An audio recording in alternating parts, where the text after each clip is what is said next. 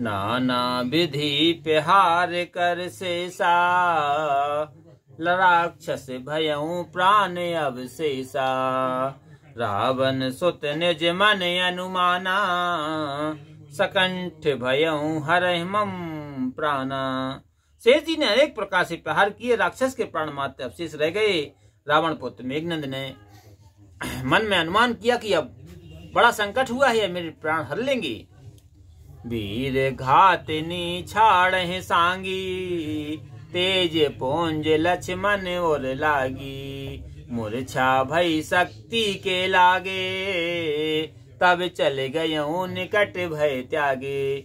उसने वीर घातनी शक्ति छोड़ी, वह तेज पूर्ण शक्ति लक्ष्मण जी की छाती में लगी। शक्ति के लगने से उन्हें मूर्छा आ गई। तब मेघनंद भय छोड़कर उनके पास गया। मेघनाद समकोट सत्य जोधा रहे उठाई, और जगदाधार से सिक्किम उठे चले खिसियाई। लिखन सिया रामचंद्र संगरियो। मेघनंद के समान 100 करोड़ योद्धा उन्हें उठा रहे हैं, परंतु जगत के आधार शेष जी कैसे उठ सकते हैं। तब वे लजा कर चल दिए। सुन गिर जा क्रोधा नल जासु, जरहि भुवन 4-10 आसु।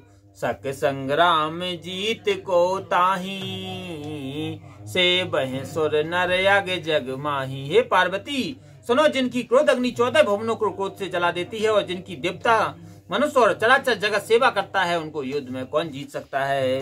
यह कह तू हल जा नहीं सोई, जा पर कृपा राम की होई। संध्या भई फिर दो वाहिनी, लगे सवारन निज निज अनी।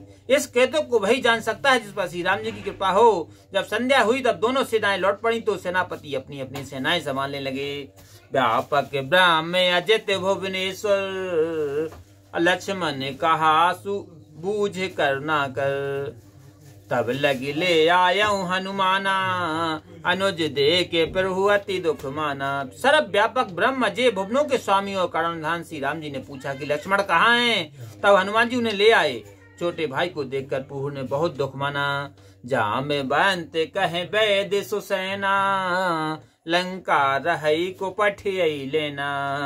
धर लघु रूप गयऊ हनुमंता, आने भवन समेत तुरंता। जामवंत ने कहा कि लंका में सुषण वैद रहता है, उसे लेने के लिए किसी को भेजिए। हनुमान जी ने छोटा सा रूप धरकर लंका में गए और सुषेण को घर समेत तुरंत ही ले आए। राम पदार विंदिस नायऊ आई सुसैन, और कहा नाम गिरी औषधि, जाहो पवन सुत लैन। लखन सिया रामचंद्र शंकर हरिओम। सुसैन ने आकर रघुनाथ जी के चरणों में मस्तक नवाया। उसने पर्वत और औषधि का नाम बतलाकर कहा कि हे हनुमान जी, उसे कि लेने आप जाइए।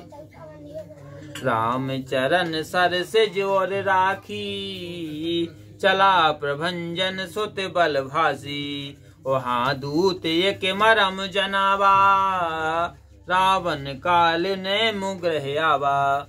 वहां श्री राम जी के चरण कमलों को हृदय में रखकर वह अपना बल बखान का हनुमान जी चले।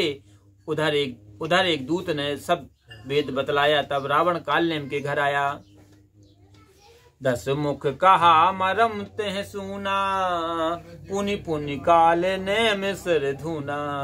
देखत तुम ही नगर जेह जारा, जासो पंथ को रोकन पारा। रावण ने सारा भेद कहा कि उसने सुना और बारंबार अपना सिर धुना। उसने कहा कि तुम्हारे देखते देखते जिसने नगर को जला दिया, उसके मार्ग को रोकने वाला और कौन है।